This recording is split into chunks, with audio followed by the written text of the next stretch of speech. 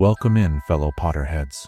Tonight, beneath the starry ceiling of the Great Hall, we will be going over magical tales from the wizarding world to guide you gently into the realm of dreams.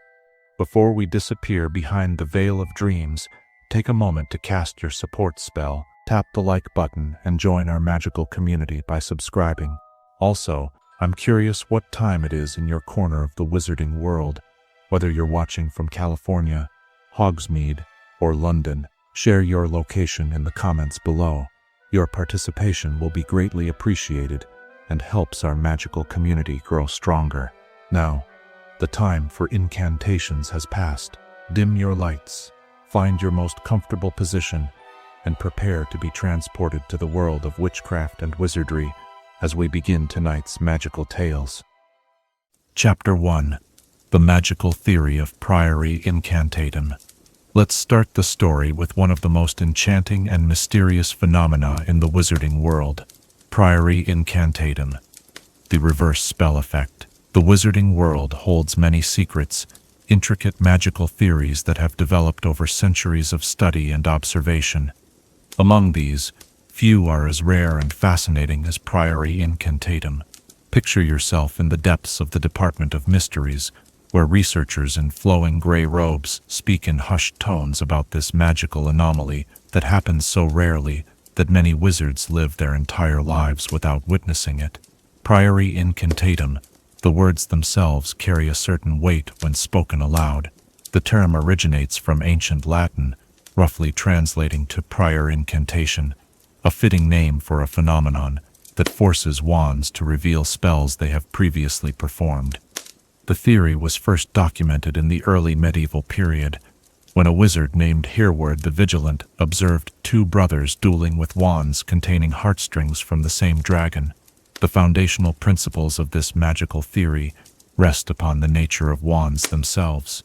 Each wand, as you may know, contains a magical core, perhaps a phoenix feather, unicorn hair, or dragon heartstring, encased in a carefully selected wood.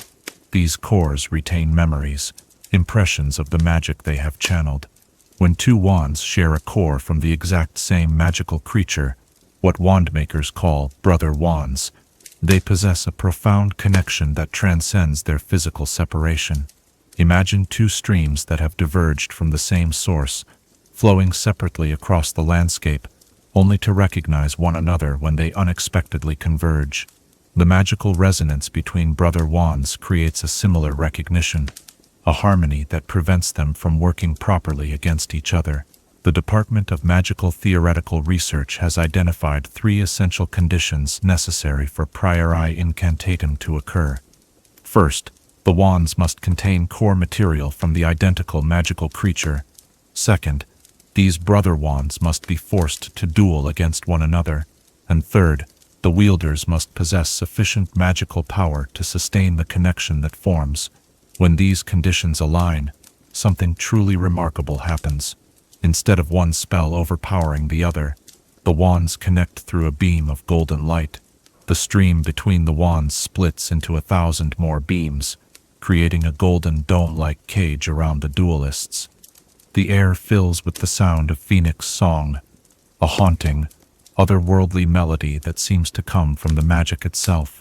Within this golden cage, one wand forces the other to regurgitate shadows of the spells it has performed, in reverse chronological order. These are not merely visual echoes, but contain impressions of the magic performed, ghostly images, sounds, even sentient shadows of people who may have been conjured or tragically affected by the wand's previous spells. The theoretical principles behind this phenomenon involve complex interactions of magical resonance, sympathetic vibration, and what magical theorists call core memory imprinting.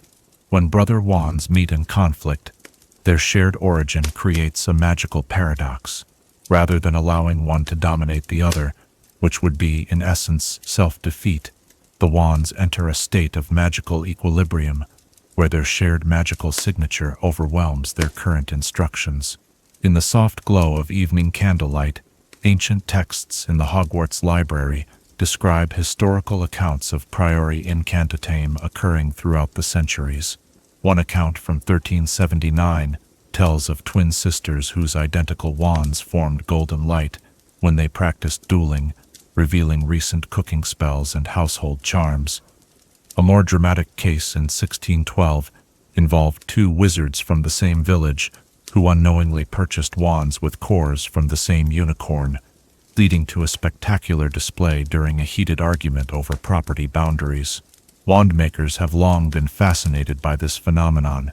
Garrick Ollivander, perhaps the most renowned wand maker in British wizarding history, kept meticulous records of every wand he sold, particularly noting when he used cores from the same magical creature in multiple wands.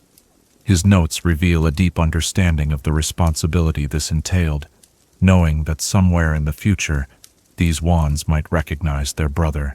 The wand chooses the wizard, Ollivander would say, suggesting a level of consciousness or intuition within the wand itself. This sentience plays a crucial role in Priori Incantatem theory, as the wands must in some sense recognize their connection to activate the phenomenon. The magical theorist Miranda Goshawk proposed in her lesser-known work, Advanced Theoretical Transfiguration, that Priori Incantatem represents a temporary merging of magical signatures, where the unique imprint of the core material overrides the individual imprints of the wizards wielding them. For a brief moment, the original magical creature, the phoenix, dragon, or unicorn, reasserts its unified nature through the separated parts of itself. As you sit comfortably by the fire, perhaps you can imagine the golden light of Priori Incantatem illuminating this room, casting long shadows on the walls, filling the air with phoenix song. The magic would feel ancient and profound, a reminder that the wizarding world still holds mysteries that even the most learned scholars don't fully understand. The rarity of Priori Incantatem has made it difficult to study comprehensively. The Department of Mysteries has only a handful of recorded memories of the event in their archives, each studied meticulously by unspeakables who specialize in wand lore. Their research suggests that the phenomenon reveals a fundamental truth about magic itself, that it retains impressions of its use, that it remains connected across time and space, that it remembers. One theory suggests that Priori Incantatem is merely the visible manifestation of a connection that always exists between brother wands, only brought to the surface during direct confrontation. Like the moon that is always present but only visible under certain conditions, the bond between these wands may be constant but only perceptible during rare magical alignments. What makes this theory particularly fascinating is its implications for our understanding of magic's nature. If wands can remember and connect in this way, what other connections might exist in the magical world that we haven't yet perceived? What other echoes of past magic might linger in the objects and spaces around us? As the fire crackles and the evening grows deeper, consider the web of magical connections that might surround us even now, threads of magical resonance connecting related objects, places, and even people across distances. Priori Incantate offers us a rare glimpse into this hidden framework of magical relationship, a momentary unveiling of the underlying structure of magic itself. The next time you hold a wand, you might wonder about its potential connections, whether somewhere in the world another wand shares its core, whether they might someday meet in a flash of golden light and phoenix song, revealing the memories they've gathered through years of casting spells in their separate journeys. As we conclude our exploration of Priori Incantatem, I invite you to ponder, if your wand could reveal the echoes of all the magic it has performed, what stories would it tell about your journey through the wizarding world? And what might these echoes reveal about the true nature of the magic you've wielded? Chapter 2. The Memorial at Godric's Hollow. The soft glow of twilight settles over the ancient village of Godric's Hollow, casting long shadows across cobblestone streets that have witnessed centuries of magical history. Tonight we turn our attention to a monument that stands at the heart of this historic wizarding settlement, a testament to sacrifice, love, and the enduring hope that emerged from darkness.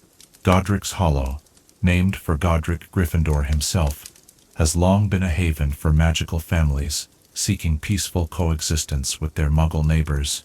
The village square, surrounded by quaint cottages with warm lights glowing in their windows, holds a secret known only to those with magical blood, or those who have been invited to see beyond the ordinary. In the center of this square stands what appears to Muggle eyes as a simple war memorial, a stone obelisk engraved with names of those lost in distant conflicts. But for those with magical sight, or those accompanied by a witch or wizard, the memorial transforms before their very eyes into something entirely different. A statue of three figures, a man with untidy hair and glasses, a woman with a kind face and long hair, and between them, a baby boy. This is the memorial to James and Lily Potter, and their infant son Harry, a family torn apart on that fateful Halloween night, when darkness nearly conquered light.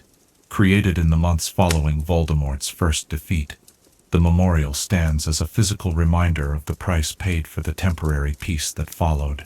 The enchantment that transforms the memorial is a complex piece of magic, woven with layers of notice-me-not charms and Muggle-repelling enchantments. These spells were delicately balanced to allow the monument to exist in two states simultaneously, visible to all as a war memorial, yet revealing its true nature to those connected to the magical world.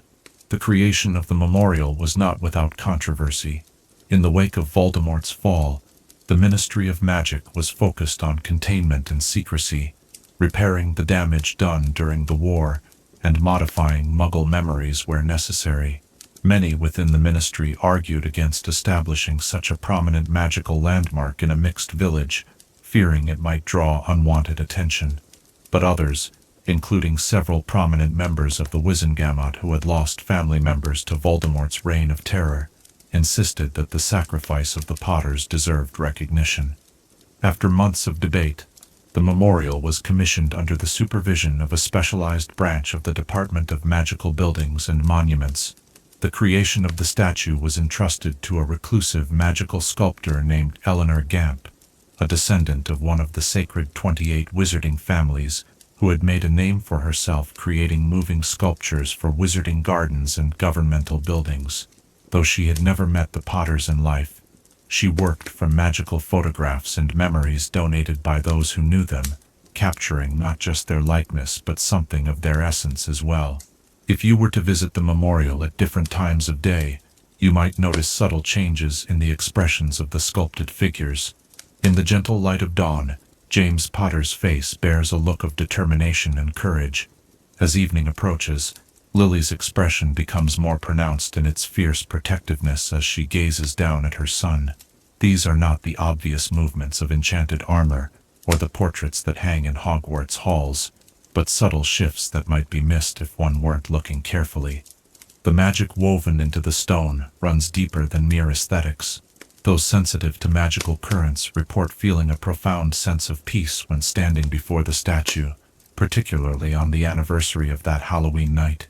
Some have even claimed to hear the faint echo of Phoenix song on the wind, though whether this is an intentional enchantment or something born from the residual magic of Lily Potter's sacrifice remains a subject of scholarly debate among magical theorists. For the residents of Godric's Hollow, the memorial has become an integral part of village life. Magical families living in the area often bring flowers on Halloween night, placing them at the statue's base in quiet remembrance. During the darkest days of Voldemort's return to power, these floral offerings continued despite the danger, small acts of defiance against the regime that sought to rewrite history. The memorial gained renewed significance during the Second Wizarding War. When Voldemort's followers took control of the Ministry of Magic, there were discussions about removing or altering the statue, viewing it as a symbol of their master's first defeat. Yet even the Death Eaters seemed reluctant to act against it directly, perhaps sensing the deep protective magic that had seeped into the very stone.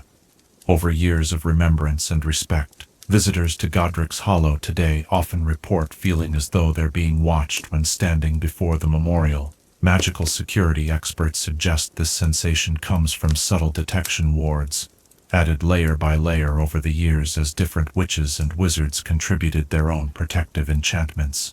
These are not hostile magics, but vigilant ones, alert to those who might approach with harmful intent. The most powerful aspect of the memorial, however, may be what it represents, rather than the magic contained within it. For many in the wizarding world, the statue stands as a physical reminder that love, particularly the sacrificial love exemplified by Lily Potter, possesses a magic more ancient and powerful than any dark spell. The memorial captures a moment of both tragedy and triumph, the instant when Voldemort's power broke against something he had never understood or valued. In the years following the Second Wizarding War, the memorial has become a place of pilgrimage for young witches and wizards seeking connection to this pivotal moment in magical history. Parents bring children to tell them the story. Professors from Hogwarts occasionally arrange educational visits for students studying modern magical history, and Aurora trainees are brought to reflect on the foundations of the peace they now work to maintain. On quiet evenings, when the village square is empty of visitors, locals sometimes report seeing a solitary figure standing before the memorial, a man with untidy black hair and glasses, occasionally accompanied by a woman with flowing red hair and several children. Though Harry Potter's visits to his parents' memorial are private moments, the villagers of Godric's Hollow respectfully maintain their distance, while drawing comfort from knowing that the boy who survived that terrible night returns to honor those who did not. As darkness falls completely over our tale of the memorial at Godric's Hollow, I invite you to contemplate: if you could create a monument to commemorate a crucial moment in your own history, what form would it take, and what would you hope future generations might learn from gazing upon it? Chapter 3. The Speed of a Firebolt. The wind whispers through ancient trees outside our window as we turn our attention to one of the most extraordinary achievements in magical engineering, a racing broom that revolutionized the world of magical transportation and Quidditch alike. Settle in as we explore the remarkable speed of the Firebolt, a broomstick that became the stuff of legends. In the long history of broomstick development, few moments have caused as much excitement as the summer of 1993, when Quality Quidditch Supplies in Diagon Alley first displayed the Firebolt in their front window. Children and professional players alike pressed their noses against the glass, marveling at its sleek design, the streamlined handle of polished ebony, the perfectly straight twigs of birch or hazel meticulously selected for aerodynamic perfection, and the golden registration number gleaming near the top. But what truly set the Firebolt apart from its predecessors was its unprecedented speed. While the Nimbus series had dominated the racing broom market for years, the Firebolt represented a quantum leap forward in magical velocity. The manufacturer's guarantee promised acceleration from 0 to 150 miles per hour in just 10 seconds, a claim that left competing broomstick makers in disbelief until the first test flights confirmed what seemed impossible. To appreciate the revolutionary nature of the Firebolt, one must understand the magical engineering challenges that had previously limited broomstick velocity. Traditional racing brooms like the Clean Sweep or Comet series were constrained by the inherent magical tension between speed and stability. As a broomstick's velocity increased, maintaining control became exponentially more difficult, leading to dangerous wobbling at high speeds or the occasional catastrophic tumble known among flyers as the spiral dive of doom. The breakthrough came from a small workshop in northern Scotland, where a team of witches and wizards had been experimenting with goblin-made metal alloys and innovative charm work for over a decade. Their discovery, the details of which remain a closely guarded trade secret, involved an intricate layering of cushioning, stabilizing, and acceleration charms that worked in harmony rather than opposition. At the heart of the Firebolt's design lies an unseen skeletal frame of superfine goblin-wrought metal, extending through the handle and connecting to each individual tail twig. This frame conducts magical energy throughout the broom, while maintaining structural integrity under immense stress. The result is a broom that doesn't simply fly faster, but actually becomes more stable at higher speeds, the magical equivalent of breaking the sound barrier. If you were to hold a Firebolt in your hands, you might notice its perfect balance and surprising lightness. What isn't immediately apparent is the sophisticated magic embedded within its polished exterior. Deep within the handle, an acceleration core responds to the flyer's intentions almost before they're fully formed, a feature that makes the firebolt not just fast, but incredibly intuitive. Professional Quidditch players who first tested the firebolt described the sensation as though the broom was reading their thoughts. "It's not like riding a broom," explained Hamish McFarlane, former captain of the Montrose Magpies. "It's like being one with the wind itself. You think left, and you're already banking before you've consciously decided to turn." The firebolt's unprecedented speed required new safety features to protect riders. Built-in braking charms allow for remarkably precise deceleration, enabling riders to transition from top speed to a complete stop in distances previously thought impossible. These brakes activate progressively, preventing the neck-snapping deceleration that plagued earlier high-speed models like the Silver Arrow. Weather-resistant spells woven into the handle ensure the broom maintains its performance regardless of conditions.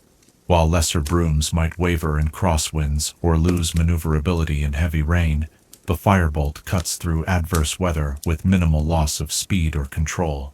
This reliability made it especially valuable for Quidditch matches played in unpredictable conditions, a common occurrence in British leagues. The speed of the firebolt transformed professional Quidditch tactics almost overnight. Teams that acquired the broom for their seekers gained a significant advantage, as the extra velocity allowed players to cover the pitch more comprehensively in search of the elusive golden snitch. Chasers mounted on firebolts developed new high-speed passing formations that were nearly impossible to defend against. Interestingly, the firebolt's speed also influenced the development of Quidditch protective gear. Traditional leather padding proved insufficient against the increased force of potential impacts, leading equipment manufacturers to develop new lightweight armor, incorporating materials like dragon hide and magically reinforced fabrics that could absorb the increased energy of high-speed collisions. For all its revolutionary speed, the firebolt remained reassuringly responsive even to inexperienced flyers. The sophisticated charm work included subtle safety enchantments that could detect a rider losing control and would automatically moderate the broom's performance accordingly. These features weren't advertised, likely to avoid diminishing the broom's daring reputation, but broomstick safety experts have noted that despite its tremendous speed, the firebolt has been associated with fewer serious accidents than many slower models. Transportation experts at the Ministry of Magic initially considered whether the firebolt's unprecedented speed might require new regulations, particularly regarding altitude restrictions or charms to prevent Muggle sightings. After considerable testing, they concluded that the broom's enhanced controllability actually made it safer for use in areas where Muggle air traffic might be a concern, as riders could more readily avoid unexpected encounters. The cultural impact of the firebolt extended far beyond professional Quidditch. For young witches and wizards of the era, it represented the pinnacle of magical aspiration. Bedroom walls across Britain soon displayed posters showing the sleek black broom, often alongside famous riders who had helped cement its legendary status. Broomstick enthusiast clubs debated every aspect of its design, from the precise angle of the tail twigs to the rumored components of its acceleration charms. The firebolt's steep price, listed simply as price on request in quality Quidditch supplies, placed it beyond the reach of most magical households, making those few privately owned models objects of neighborhood envy and admiration. For most young flyers, even a brief opportunity to test a firebolt became a treasured memory, often recounted for years afterward, with the reverent tone usually reserved for encounters with famous wizards. As the magical technology that made the firebolt possible has gradually filtered down to more affordable models, its revolutionary influence on broomstick design continues to be felt. Every modern racing broom incorporates some version of the stability at speed charms that made the firebolt legendary, though none have quite captured the perfect balance of power and grace that made the original so special. As our exploration of the firebolt's remarkable speed draws to a close, one can almost hear the whistle of wind around its perfectly crafted handle, and feel the exhilaration of acceleration pushing against your chest. What dreams of flight stir in your own heart? And if you could soar through the skies with such freedom and velocity, what distant horizons would you seek beyond the clouds? Chapter 4. The Responsibilities of the Head Students. As evening shadows lengthen across the ancient stones of Hogwarts Castle, imagine walking through corridors where generations of young witches and wizards have studied the arcane arts. Among these students, a select few have worn badges that gleamed with particular significance, those chosen as head boy and head girl, the pinnacle of student leadership within the hallowed halls of Britain's premier school of witchcraft and wizardry.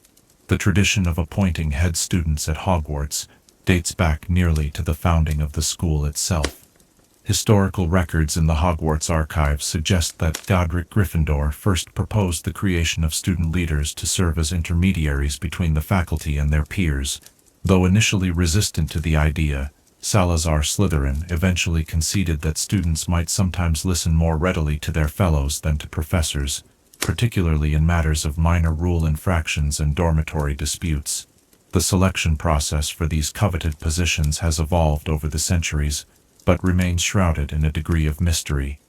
What we do know is that at the end of each academic year, the headmaster or headmistress convenes with the 4 heads of houses to review potential candidates from among the incoming 7th-year students. They consider not only academic achievement, but also demonstrated leadership, moral character, and the respect commanded among both peers and faculty. Unlike prefects, who are chosen from each house beginning in their 5th year, only 1 head boy and 1 head girl are selected for the entire school. They may come from any of the 4 houses, though historically, they are almost always selected from among existing prefects. This is not, however, an absolute requirement. There have been notable exceptions throughout Hogwarts history, when exceptional students who had not previously served as prefects were elevated directly to head student status. Upon receiving their appointment by OWL during the summer holiday, the selected students also receive the distinctive badge that symbolizes their position, silver, bearing the Hogwarts crest surrounded by the words head boy or head girl in their house colors. This badge is worn on the school robes throughout the academic year, identifying them as student leaders to even the youngest first years. The responsibilities bestowed upon head students are considerable, reflecting the trust placed in them by the school administration. Their primary duty involves coordinating the prefect body, organizing patrol schedules, and leading monthly prefect meetings, where issues of student discipline and school events are discussed.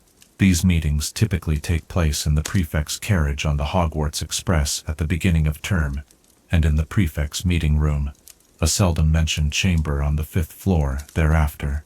Head students are also tasked with organizing prefect patrols throughout the castle and grounds, ensuring all areas are regularly monitored, particularly after curfew. They create rotating schedules that must accommodate Quidditch practices, astronomy lessons, and other legitimate reasons students might be out of their dormitories during evening hours. This scheduling responsibility requires diplomatic skill, as prefects from different houses often have competing priorities and preferences. Beyond their supervisory role over prefects, head students serve as the voice of the student body to the school administration. They attend regular meetings with the headmaster or headmistress, bringing forward legitimate concerns from their peers and helping to implement new school policies or traditions. During particularly tense periods in Hogwarts history, these student leaders have sometimes played crucial roles in maintaining calm and order among the student population. The academic demands placed on head students remain unchanged despite their additional responsibilities. They are expected to maintain exemplary grades while balancing leadership duties, a challenge that has occasionally proven overwhelming for some. Historical records in the Hogwarts archives detail instances of head students who relinquished their positions mid-year, unable to manage the combined pressure of new T.-level coursework and their leadership obligations. To compensate for these demands, head students are granted special privileges not afforded to other students. Most notably, they have access to the head student's bathroom, a luxurious facility rivaling even the prefect's bathroom in its appointments, though smaller and more private. Located on the 6th floor behind a portrait of Morgan Le Fay, this bathroom features enchanted stained glass windows that change scenes according to the season and golden fixtures that never tarnish despite centuries of use. Additionally, head students are provided with private quarters, small but comfortable rooms adjacent to their house dormitories, accessible through discreet doorways in the common rooms. These private chambers afford them the quiet space needed for their studies and a location to meet individually with prefects or students requiring guidance.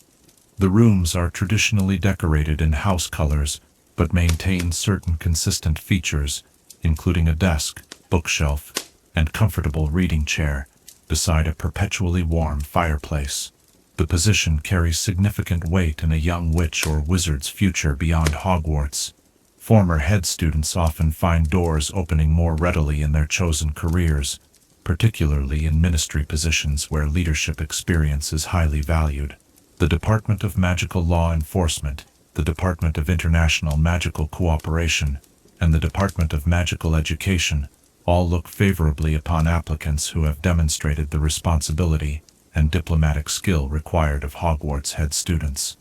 Throughout the centuries, many remarkable individuals have held these positions, their names recorded in gleaming silver on oak panels in the trophy room. Some went on to become influential figures in wizarding society, ministers for magic, renowned healers, celebrated authors, and even Hogwarts professors themselves.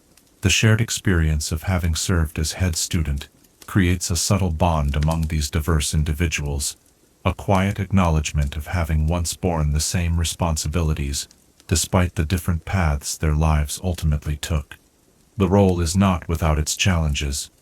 Head students must navigate the delicate balance between friendship and authority, sometimes enforcing rules against their own housemates or close friends. They must demonstrate impartiality in disputes between houses, even when their own house rivalries run deep. This requirement for fairness serves as excellent preparation for future leadership roles, teaching young witches and wizards the sometimes difficult lesson that justice must be administered without favoritism. In times of crisis at Hogwarts, head students have often shown extraordinary courage and judgment. During dragonpox outbreaks in the 18th century, historical accounts tell of head students organizing student volunteers to assist in the hospital wing. When magical artifacts have occasionally run amok in the castle corridors, head students have helped maintain order and protect younger students, sometimes at personal risk. The daily rhythm of a head student's life follows a demanding schedule. Mornings often begin earlier than for their peers, with brief meetings with prefects before breakfast to address any issues that arose during the previous night's patrols. Classes occupy most of the day, followed by prefect coordination meetings, study sessions for their own coursework, and evening rounds of the castle. Many head students develop exceptional time management skills out of sheer necessity, learning to maximize every available moment. Despite these demands, most who have held the position look back on their time as head boy or head girl with pride, recognizing how the experience shaped them into the witches and wizards they ultimately became. The lessons learned in diplomacy, fairness, responsibility, and leadership serve them throughout their lives, long after they've left the enchanted halls of Hogwarts behind. As the candles burn low, and our tale of the head students draws to a close, consider this. If you were chosen to lead your peers through a year of magical education, what qualities within yourself would you draw upon to balance fairness with compassion?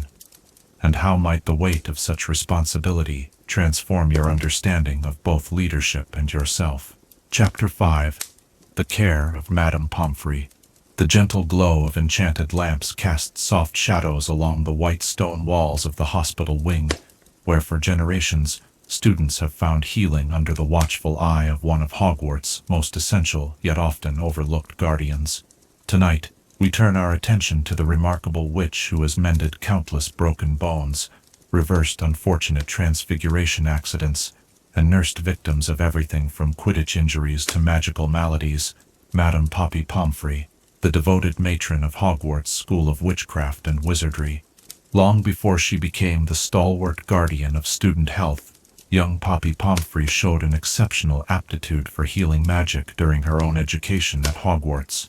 Former classmates recall her ability to mend minor injuries even as a student, often helping friends who had suffered scrapes or bruises during herbology lessons or flying practice. Her natural talent for diagnostic spells and healing charms made her career path seem almost predetermined. After completing her education with outstanding N.E.T. results in charms, potions, herbology, and transfiguration, all essential subjects for magical healing, Pomfrey undertook the rigorous training required to become a fully qualified healer. This training, conducted primarily at St. Mungo's Hospital for Magical Maladies and Injuries, typically requires an additional 3 years of intensive study beyond Hogwarts education. Healer training involves rotations through all major departments of magical medicine: artifact accidents, creature-induced injuries, magical bugs and diseases, potion and plant poisoning, and spell damage. For Pomfrey, this comprehensive education would prove invaluable in her future role at Hogwarts, where she would encounter virtually every type of magical malady imaginable in a school populated by hundreds of young witches and wizards, still learning to control their magical abilities. Upon completing her training and receiving her healer's certification, marked by the lime green robes and the emblem of a crossed bone and wand that identifies fully qualified healers, Pomfrey initially joined the staff at St. Mungo's. There, she specialized in rapid magical trauma response, developing particular expertise in the treatment of magical accidents common among children and adolescents, skills that would serve her well in her future position. The transition from St. Mungo's to Hogwarts came during the early years of Albus Dumbledore's tenure as headmaster, recognizing the need for a full-time qualified healer on the school premises, rather than the part-time arrangement that had previously existed. Dumbledore personally recruited Pomfrey, having observed her exceptional work with young patients during a serious outbreak of dragonpox that had affected several Hogwarts students. The hospital wing over which Madame Pomfrey presides is itself a marvel of magical design. Located on the first floor of the castle, the long, high-ceilinged chamber is lined with simple but comfortable beds draped in white linen. High windows allow abundant natural light during the day, while enchanted lamps provide a soothing glow after sunset. The stone walls are lined with cabinets containing hundreds of potions, tinctures, and magical remedies, many of them brewed by Pomfrey herself in the small but well-equipped laboratory adjacent to her office. Unlike St. Mungo's, which divides patients by type of magical malady, the Hogwarts Hospital wing must be equipped to handle everything from common colds to rare magical ailments. This requires Madame Pomfrey to maintain an extraordinarily diverse inventory of healing supplies and to keep abreast of developments in all fields of magical healing.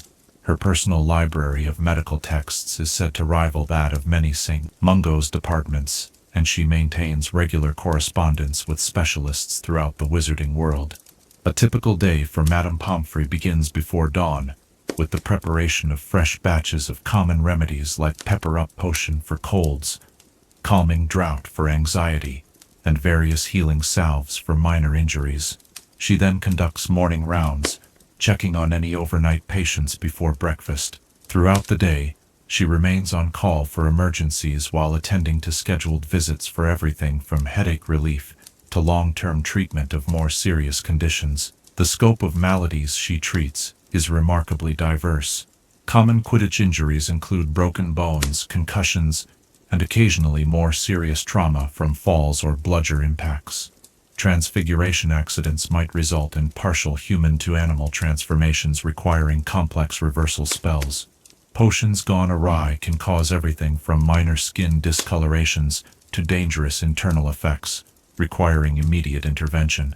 Even herbology classes regularly produce cases of magical plant stings, bites, or allergic reactions. Perhaps most impressive is Pomfrey's ability to remain calm and efficient regardless of the situation. Whether faced with a student sprouting feathers from unexpected places, bones that need regrowing after being accidentally removed, or more serious magical damage from dueling incidents, her approach remains the same. Assess quickly, act decisively, and always prioritize the patient's well-being above all else. Her healing philosophy combines traditional wizarding medical practices with a practical, no-nonsense approach to patient care. While deeply compassionate, she maintains strict rules in her domain: limited visiting hours, absolute quiet during rest periods, and complete compliance with treatment regimens. These boundaries, though sometimes frustrating to young visitors hoping to see their friends, create the structured environment essential for magical healing to progress undisturbed. Behind Madame Pomfrey's sometimes stern exterior lies a profound commitment to her patients' privacy and dignity. The hospital wing operates under strict confidentiality principles, with Pomfrey sharing details of students' conditions only with the headmaster and, when necessary, heads of houses or parents. This discretion has earned her the trust of generations of students, who know that whatever brings them under her care will be treated with the utmost respect and sensitivity. This commitment to patient confidentiality has been tested during some of Hogwarts' most challenging periods. During times of heightened danger at the school, whether from the Chamber of Secrets being opened or external threats to student safety, Pomfrey has maintained her healing sanctuary as a haven of neutrality and care. Even when under pressure from ministry officials or others seeking information about her patients, she has steadfastly protected their privacy, guided by her healer's oath rather than political considerations. The range of healing magic at Pomfrey's disposal is impressive even by St. Mungo's standards. From simple episci charms for minor injuries to complex magical surgeries requiring wandwork of extraordinary precision, her repertoire covers virtually the entire standard healing curriculum plus specialized techniques developed over decades of treating magically creative adolescents. She is particularly renowned for her skill in treating magical exhaustion, a common condition among students who have overextended themselves practicing difficult spells. Pomfrey's medical supplies include both standard wizarding remedies and specialized concoctions. Her stores contain everything from basic ingredients, like dittany and essence of myrtlap, to rare and costly substances, like powdered unicorn horn and phoenix tears, the latter used only in the most dire circumstances. Many of her more common remedies are prepared in collaboration with the potions master, while rare ingredients are carefully sourced through approved suppliers to ensure their quality and ethical procurement. Beyond her healing duties, Madame Pomfrey serves as an educator in her own right. Seventh-year students considering careers in magical medicine can arrange mentorship sessions in the hospital wing, learning basic diagnostic spells and healing techniques under her watchful eye. These informal apprenticeships have launched many successful healing careers, with former students often citing Pomfrey's influence as a determining factor in their professional choices. Her role extends beyond the physical aspects of healing to the emotional well-being of her charges.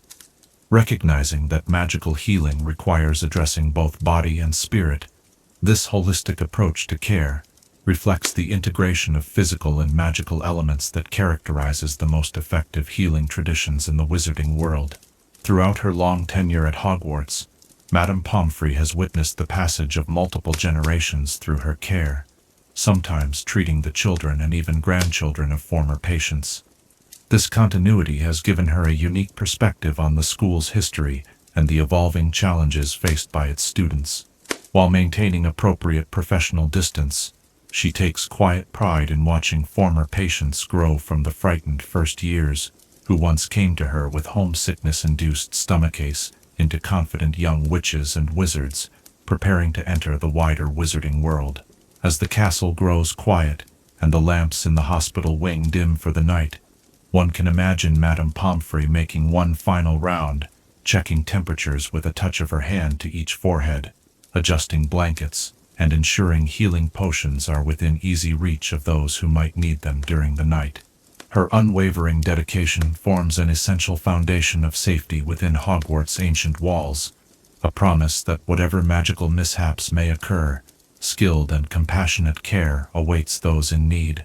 As our exploration of Madame Pomfrey's healing domain draws to a close, consider this: what qualities of both strength and tenderness must one cultivate to become a true healer, and how might the balance between strict boundaries and compassionate care create the safest space for both physical recovery and emotional growth? Chapter 6. The Connection of Brother Wands.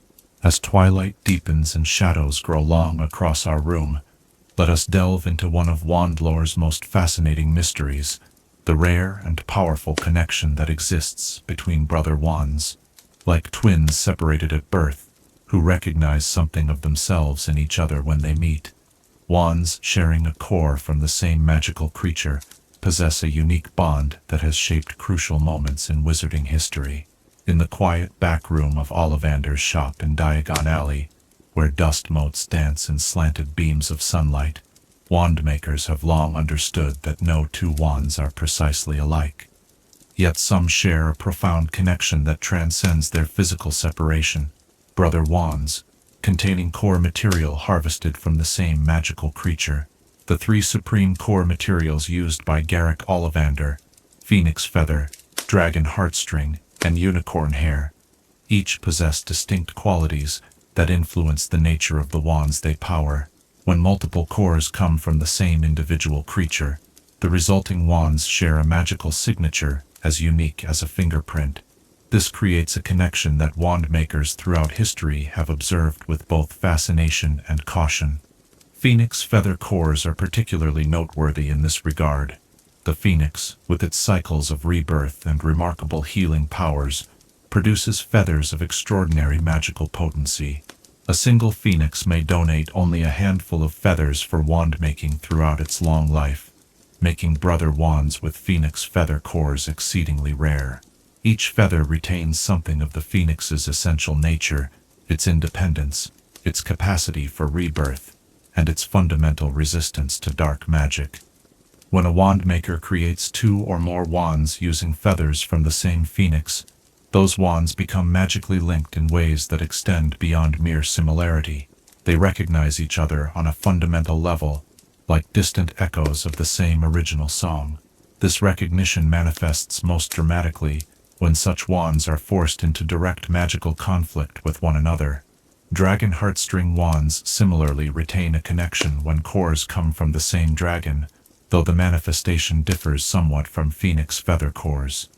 The fierce, territorial nature of dragons creates a particularly volatile reaction when brother wands meet in combat. Historical accounts describe dramatic displays of sparks, heat, and occasionally spontaneous transfiguration effects in the surrounding environment.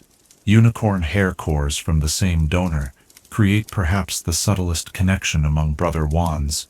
Rather than dramatic effects, these wands may demonstrate an unusual synchronization of their magic, with spells cast by one creating faint echoes or harmonics when the other is nearby.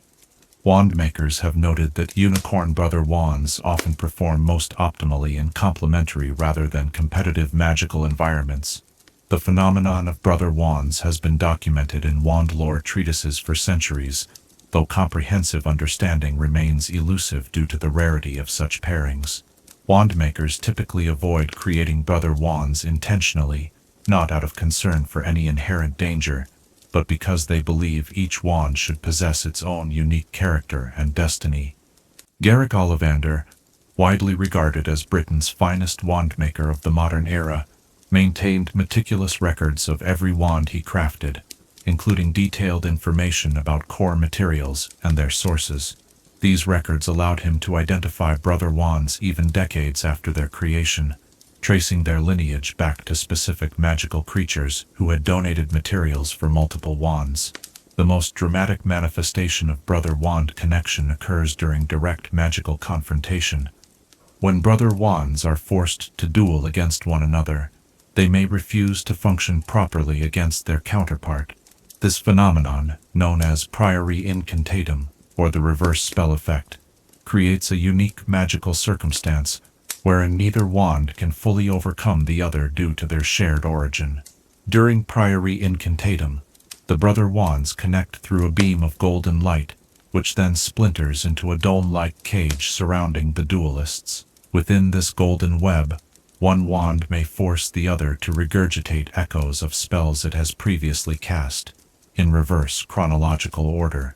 These are not merely visual effects but contain impressions of the original magic, shadow forms that retain something of their original nature.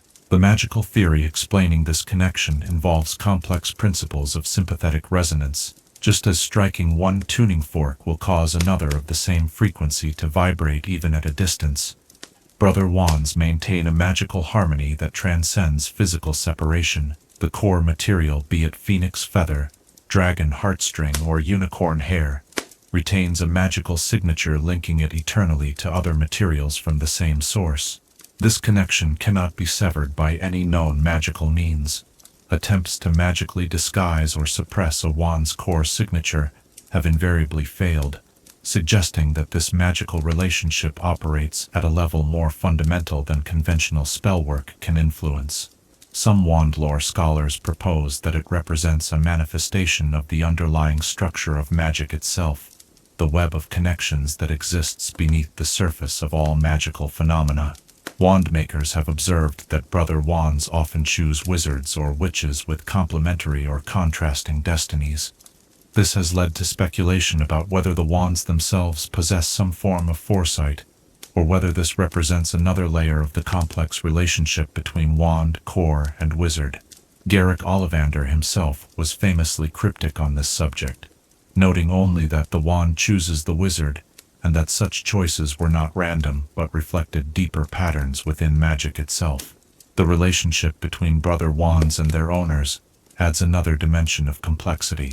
When wizards wielding brother wands face each other, the connection between their wands may influence or even temporarily override the individual connections between each wand and its owner.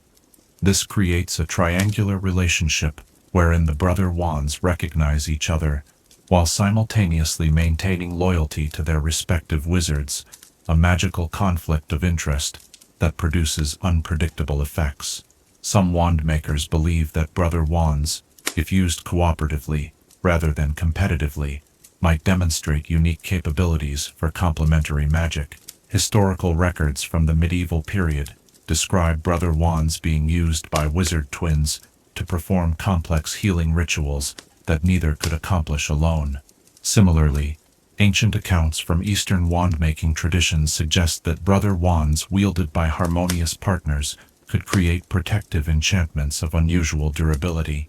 The study of brother wands intersects with many other branches of magical theory, from the principles of magical inheritance to theories about the nature of magical signatures. Unspeakables in the Department of Mysteries are rumored to maintain a specialized division dedicated to studying these connections, though their findings remain classified. Independent wand lore researchers occasionally publish theories in journals like Wand Quarterly and The Practical Wandmaker, contributing to the ongoing scholarly conversation. For the average witch or wizard, the likelihood of encountering the brother of their own wand is vanishingly small. With thousands of wands produced each year from diverse core materials, the mathematical probability of two brother wands meeting in conflict is nearly insignificant. Yet when such rare encounters do occur, they often coincide with moments of great magical significance, as though the fundamental patterns of magic itself arrange for such meetings at pivotal junctures. The connection between brother wands reminds us that in the wizarding world, relationships extend beyond the human realm into the very substances of magic itself. The phoenix that donated feathers, the dragon that provided heartstrings, or the unicorn that gave its hair, creates a legacy that resonates through the wands crafted from these materials, a subtle harmony playing beneath the surface of spells cast perhaps continents apart. As our exploration of brother wands draws to a close, consider this question as you drift toward dreams.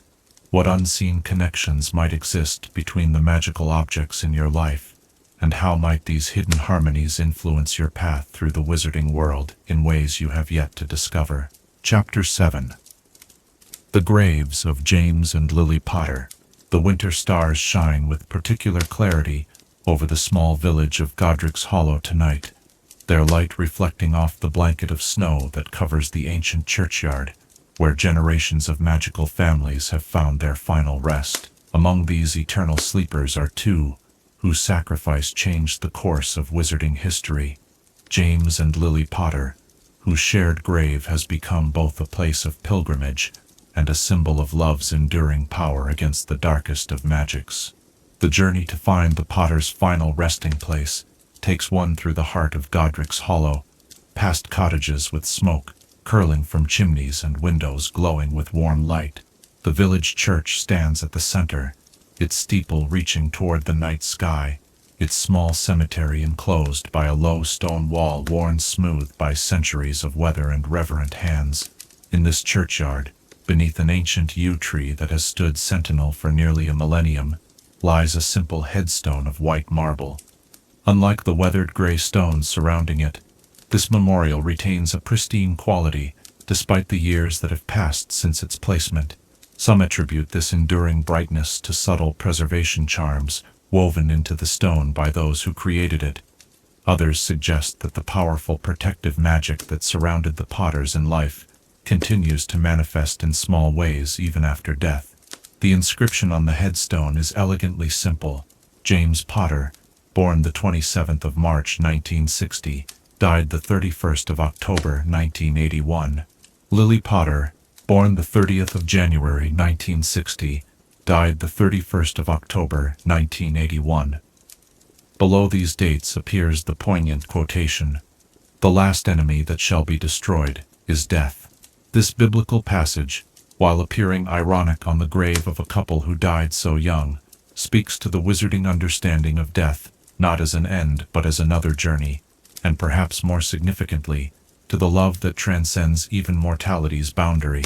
The choice to lay James and Lily to rest in Godric's Hollow was made with careful consideration by those who survived them. Though the Potter family had properties elsewhere, Godric's Hollow represented not just their final home, but a connection to magical heritage that stretched back to the founders of Hogwarts. The village, named for Godric Gryffindor himself, had been home to numerous magical families through the centuries, creating a community where wizarding traditions mingled comfortably with Muggle life. The funeral itself took place during the first week of November 1981, mere days after the fall of Voldemort. Historical accounts describe it as both a somber occasion of mourning and a confused celebration of peace, as the wizarding world struggled to reconcile grief for the Potters with relief at Voldemort's disappearance. Those who attended included surviving members of the Order of the Phoenix, Hogwarts professors who had taught the young couple, and friends from their school days. Notably absent was Sirius Black, already imprisoned in Azkaban under the mistaken belief that he had betrayed his friends to Voldemort. Also absent was Harry Potter himself, the infant survivor of that terrible night, already secreted away to his Muggle relatives for protection. The small orphan would not visit his parents' grave until 16 years later, on a snowy Christmas Eve that would mark his first pilgrimage to the place where his family's story had so tragically transformed. In the immediate aftermath of the Potters' deaths, their grave became a site of impromptu memorials. Wizards and witches from across Britain made journeys to leave flowers, letters, and magical tokens of respect. The Ministry of Magic eventually found it necessary to establish subtle, Muggle-repelling charms around the churchyard during these early months, as the constant stream of oddly dressed visitors bearing strange objects began to draw unwanted attention from the non-magical residents of Godric's Hollow. As the years passed and the immediate shock of Voldemort's fall subsided, the grave settled into a quieter significance. Flowers still appeared on significant dates: Halloween, the anniversary of their deaths; Christmas, a time for remembering family; and occasionally on what would have been their birthdays. These offerings were often left anonymously, though caretakers of the churchyard reported occasionally seeing an enormous bearded man visiting in the pre-dawn hours, leaving enormous bouquets and wiping tears into a tablecloth-sized handkerchief. The magical protections placed upon the gravesite are subtle but significant. Unlike the more obvious security measures at locations like Hogwarts or Gringotts, The enchantments here were designed to maintain the peaceful dignity of a final resting place, while deterring those who might approach with malicious intent. These protective spells were layered carefully by members of the Order of the Phoenix, working in rotating shifts during the months following the funeral, to ensure no single magical signature would be detectable. Among these protections are alarms that alert certain trusted individuals if dark magic is performed near the grave, preservation charms that maintain the headstone against weather and vandalism, and subtle wards that discourage anyone harboring ill will from approaching too closely. These protective measures proved their worth during the Second Wizarding War, when Death Eaters attempted to desecrate the site as a symbolic gesture, but found themselves inexplicably unable to locate the exact grave, despite knowing it was somewhere in the churchyard. Beyond the physical memorial in Godric's Hollow, the Potters have been remembered through other tributes throughout the wizarding world. A quiet reading room in the Hogwarts library bears their names, dedicated with minimal ceremony during Albus Dumbledore's tenure as headmaster. The Ministry of Magic's memorial to victims of both wizarding wars includes their names prominently, inscribed in magical ink that glows with a soft golden light, different from the silver illumination of the other names surrounding them. Perhaps most significantly, their sacrifice is commemorated annually at Hogwarts during the Halloween feast, where a moment of silence is observed at precisely the hour of their deaths. This tradition, begun during the first year after the war ended, was initially met with some resistance from those who felt Halloween should remain purely celebratory. However, Minerva McGonagall's insistence that remembrance and gratitude were entirely appropriate amid celebration ultimately prevailed, establishing a custom that continues to educate new generations about the price paid for the peace they enjoy. For many in the wizarding world, the graves of James and Lily Potter represent more than simply the final resting place of two war casualties. They stand as a monument to the power of love and sacrifice, the magic that Voldemort consistently underestimated, and that ultimately proved his undoing. The simple white headstone bears witness to the truth that sometimes the greatest magic comes not from elaborate spellwork or ancient artifacts, but from the willing sacrifice of one soul for another. Visitors to the grave today often report a sense of profound peace descending as they stand before the white marble stone. The ancient yew tree above casts dappled shadows across the inscription, its branches moving gently in breezes that seem to come from nowhere.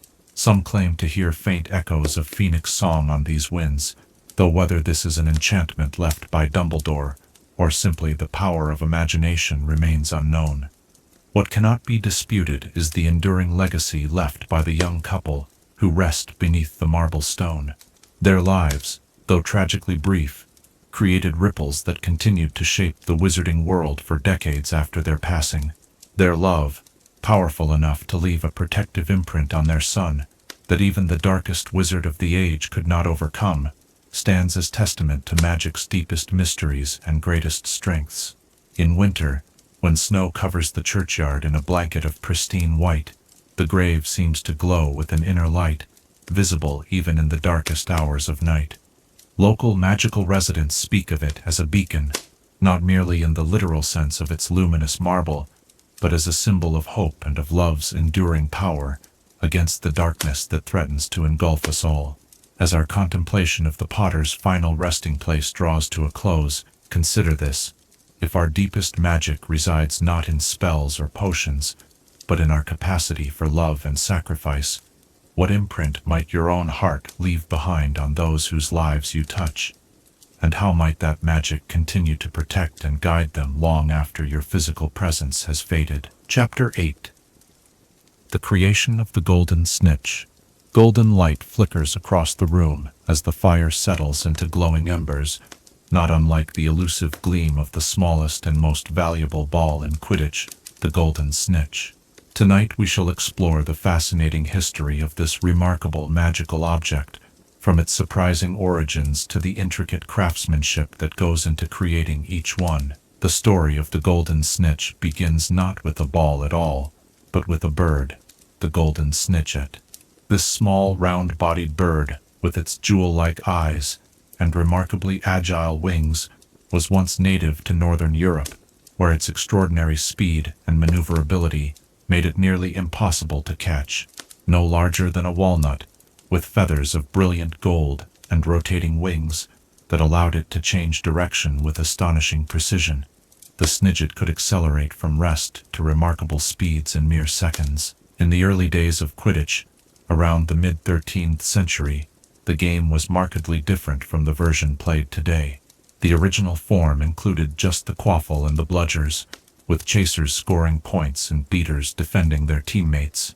According to historical accounts preserved in the Museum of Quidditch, it was during a match held in 1269 in Kent that the chief of the Wizards' Council, Barbarous Bragg, attended a local Quidditch match and released a golden Snidget onto the field, offering a prize of 150 galleons to the player who caught it. This impromptu addition to the game proved wildly popular with spectators, who delighted in watching players abandon their positions to pursue the tiny, agile bird. Soon, it became customary to release a Snidget during matches, and a new position emerged: the Seeker, whose sole responsibility was to capture the bird. The 150 galleon reward was eventually translated into 150 points awarded to the team whose Seeker caught the Snidget, often determining the outcome of the match regardless of the previous score. However, as the popularity of Quidditch grew, the golden Snidget population declined precipitously. The birds, already rare, were being injured and killed in increasingly frequent matches. By the early 14th century, the species was nearing extinction, prompting concern among magical naturalists and more conscientious members of the wizarding community. Enter Bowman Wright, a skilled wizard and renowned metalsmith from Godric's Hollow.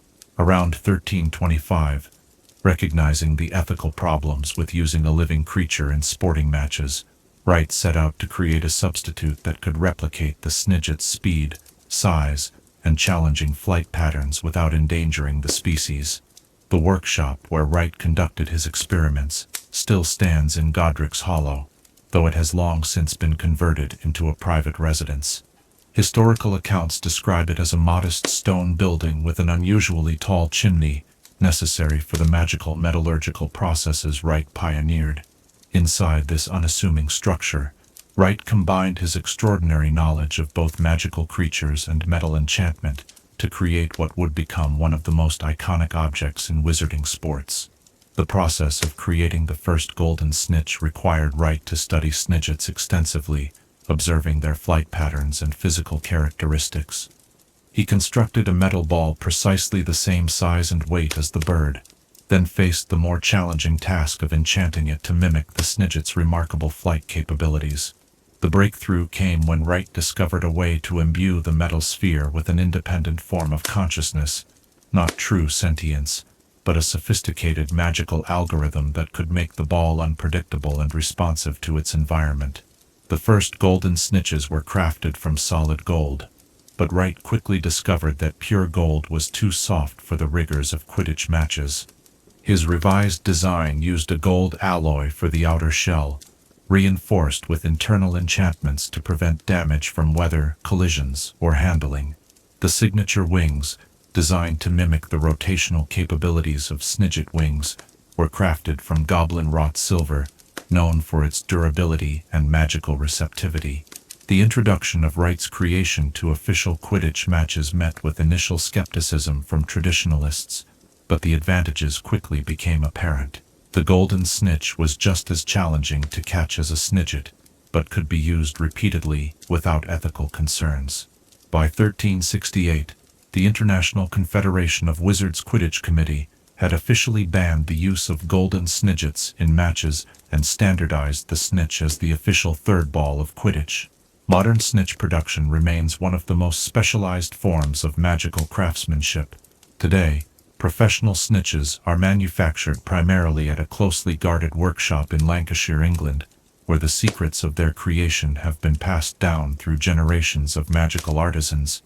Each snitch begins as a perfect sphere of an enchantment-receptive gold alloy, cast in molds that must be precisely calibrated to ensure uniform size and weight. Once cooled, the sphere undergoes the first of many enchantment processes, the core animation charm that gives the snitch its characteristic movement capabilities. This complex spell must be cast with extraordinary precision, as it determines how the finished snitch will behave in flight. Professional Quidditch snitches are enchanted to recognize the boundaries of the playing field and to remain within them while maximizing unpredictability and challenge.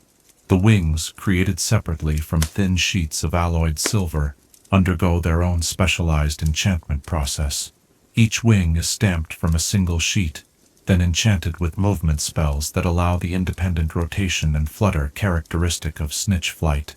The attachment of these wings to the main body requires particular skill, as the joining point must be both physically secure and magically seamless to ensure proper movement coordination.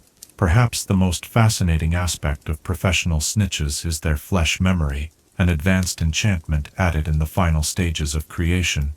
This sophisticated magic causes the snitch to remember the touch of the first person to handle it with bare skin, making it valuable for resolving disputed catches and preventing tampering.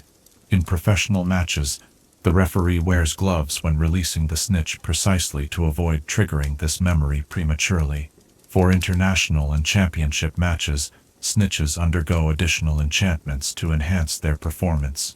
The exact nature of these spells remains a closely guarded secret among professional snitch makers, but experts in magical sports equipment have noted that snitches used in World Cup matches demonstrate even greater speed and more complex evasion patterns than those used in standard league play. The lifespan of a professional snitch varies depending on usage. While the physical structure is nearly indestructible under normal play conditions, the animation enchantments gradually weaken over time. A typical professional snitch might be used for a dozen or so matches before being retired. Interestingly, retired snitches don't lose their wings or movement entirely, but become progressively slower and less erratic in their flight patterns, making them ideal for training purposes or junior leagues. Collectors prize authentic match-used snitches, particularly those from historic games. The snitch caught by Roderick Plumpton in his record-setting 3.5-second capture during the 1921 match between the Tutshill Tornadoes and Carefully Catapults remains one of the most valuable Quidditch artifacts in private hands, insured for over 10,000 galleons, despite its now dormant state.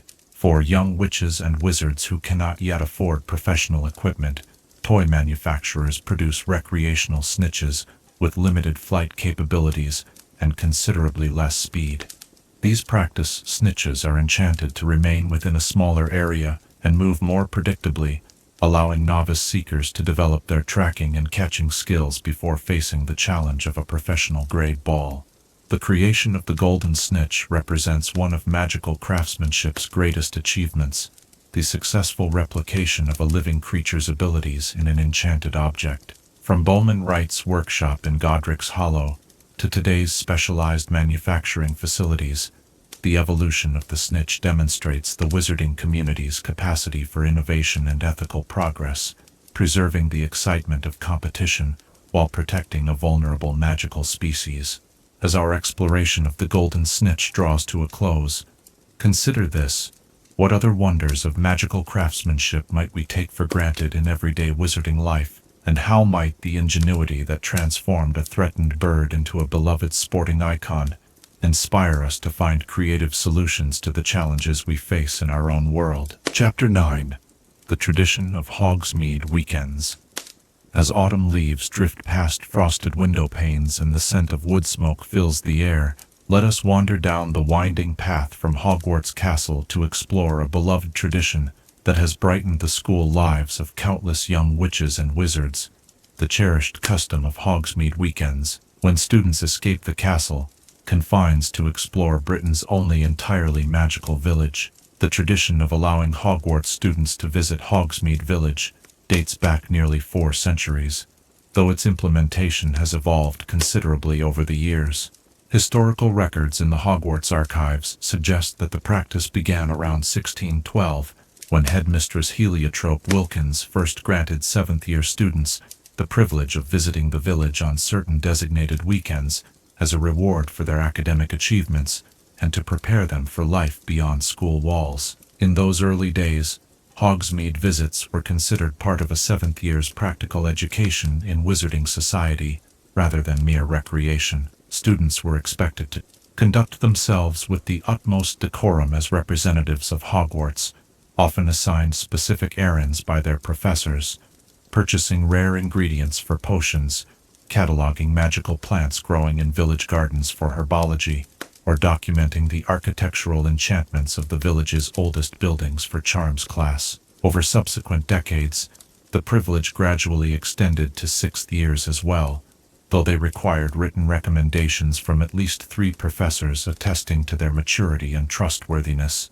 It wasn't until the early 19th century, during the progressive tenure of Headmaster Everard, that the current system began to take shape, with all third years and above granted permission to visit the village upon receipt of signed forms from parents or guardians. The permission form itself has become something of a rite of passage in wizarding families. The parchment, bearing the Hogwarts crest and the signature of the current headmaster or headmistress, arrives with other school materials before a student's third year.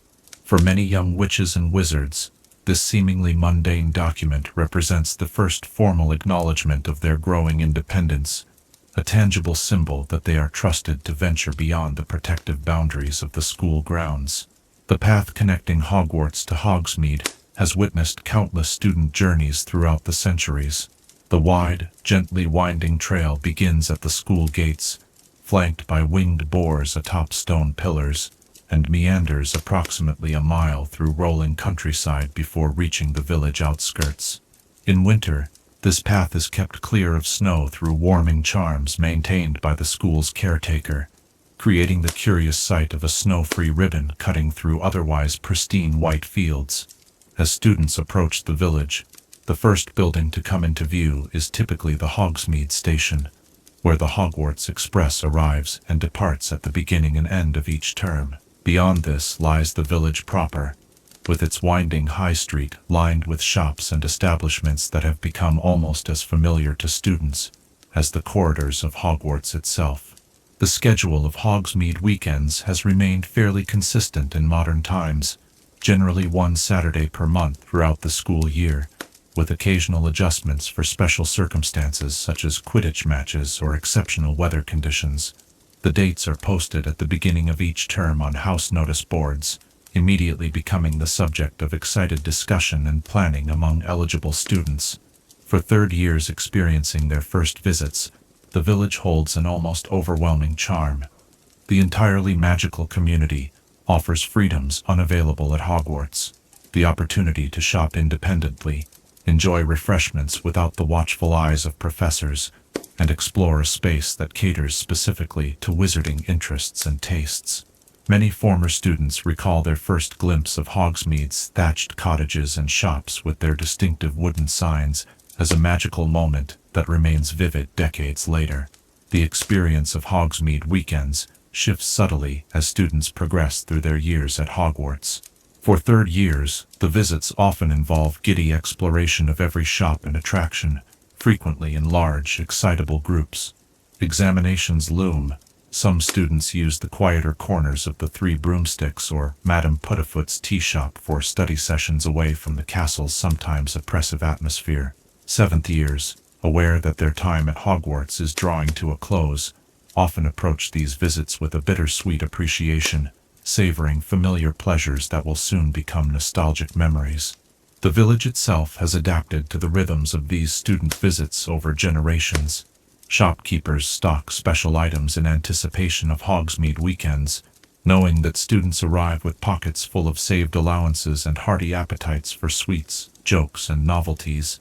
Some establishments even employ additional staff on these busy days, former Hogwarts students themselves who understand exactly what their young customers seek. Hogsmeade offers distinctive experiences in each season. Autumn visits feature golden leaves swirling along High Street, the scent of spiced mead wafting from the Three Broomsticks, and early holiday shopping at Dervish and Banges or Gladrag's Wizardwear. Winter transforms the village into a picture-perfect scene reminiscent of holiday cards, with snow-covered rooftops, wreaths of magical ever-burning candles on doors, and the particular joy of entering a warm, crowded shop from the biting cold outside. Spring brings its own pleasures. The first opportunity to enjoy butterbeer outdoors at newly placed tables and benches along High Street, watching magical flowers bloom in cottage gardens, and the seasonal specials at Honeydukes featuring chocolate eggs with surprising magical centers. The final visit of the year, usually in late May or early June, carries a distinctive atmosphere as students make last purchases and create final memories before the summer holidays. Safety measures surrounding Hogsmeade weekends have evolved with the times. During peaceful periods, supervision is relatively light. A few professors typically visit the village themselves, maintaining a discreet presence while allowing students their independence. In times of perceived threat, however, security tightens considerably. Historical records note that during the giant wars of the 18th century, students were escorted in groups by professors and required to remain within designated areas of the village. During both Wizarding Wars of the 20th century, Hogsmeade visits were either severely restricted or cancelled entirely for student safety. The absence of these cherished outings during such periods served as a tangible reminder to students of the serious situation in the wider wizarding world, beyond school walls, the loss of this freedom reflecting larger liberties threatened by dark forces. Beyond mere entertainment, Hogsmeade weekends serve several important functions in students' development. They offer crucial lessons in independence, requiring young witches and wizards to manage their money, make decisions without immediate adult guidance, and navigate social interactions in a public setting. For Muggle-born students, these visits provide immersion in an entirely magical community, offering insights into wizarding culture impossible to gain within the structured environment of Hogwarts. The psychological benefit of these brief escapes from school routine should not be underestimated. Educational magical theorists have noted that the anticipation of Hogsmeade weekends helps students endure the rigors of challenging coursework and the sometimes claustrophobic nature of boarding school life. Even students who choose to remain at the castle benefit from the temporary reduction in population, enjoying quieter common rooms and greater access to school facilities. Many lifelong friendships and romances have been cemented during these village excursions, away from house tables and classroom assignments that might otherwise keep students within more limited social circles. The neutral territory of Hogsmeade allows for inter-house mingling and conversation impossible in the more structured castle environment, occasionally bridging rivalries that seem insurmountable within school walls. For generations of Hogwarts alumni, Hogsmeade weekends remain vivid memories long after complex spells and potion ingredients have faded from mind. The taste of butterbeer, the jingling bell above Honeydukes' door, the cozy warmth of the 3 broomsticks on a snowy afternoon. These sensory experiences become treasured touchstones of their magical education, representing freedom, friendship, and the gradual transition toward adulthood. As our journey through the tradition of Hogsmeade weekends draws to a close, consider this: what magical shop or corner of this enchanted village would most call to your heart, and what memories might you create there that would warm your thoughts years later, when school days were but distant echoes of a time when the world of magic first opened its doors to you. Chapter 10. The Records of Madame Pince. The flickering lamplight catches dust motes dancing in the air as we turn our attention to one of Hogwarts' most formidable domains, the library, where thousands of magical tomes rest in carefully organized silence under the vigilant eye of Madame Irma Pince.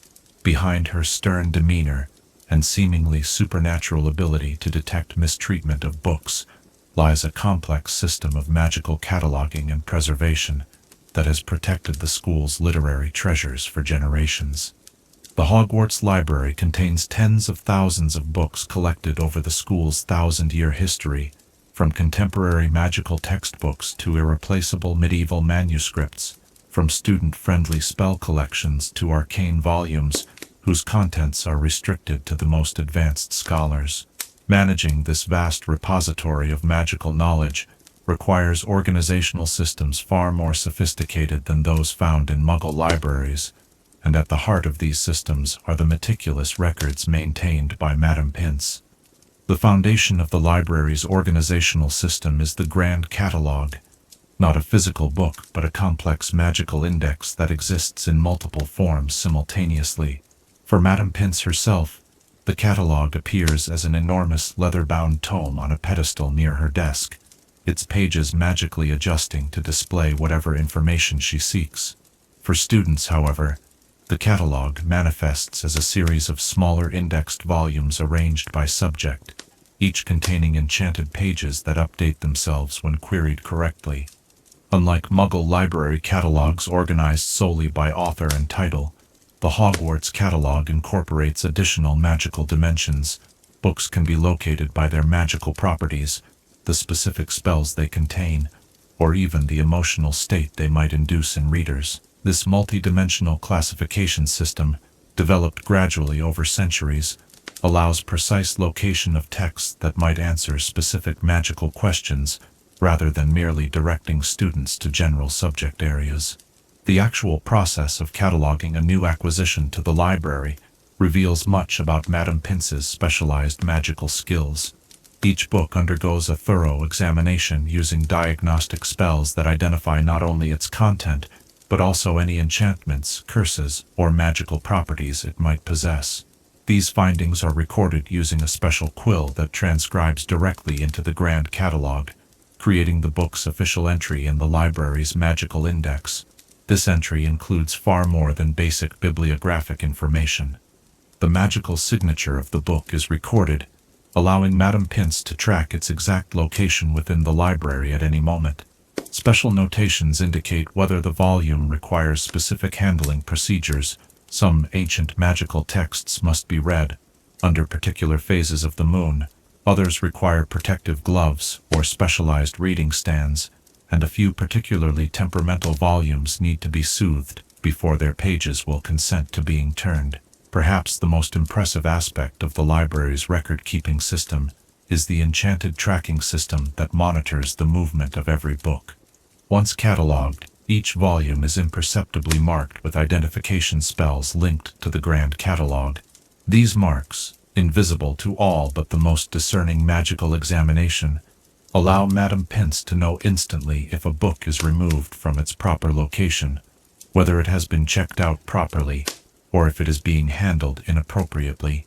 The effectiveness of this tracking system has led to legends among students about Madame Pince's seemingly preternatural awareness of library activities. Her ability to appear within seconds when a book is being mishandled is not, as many students suspect, the result of an animagus form, allowing her to spy unseen, but rather the consequence of sophisticated alert charms connected to the tracking enchantments on each volume.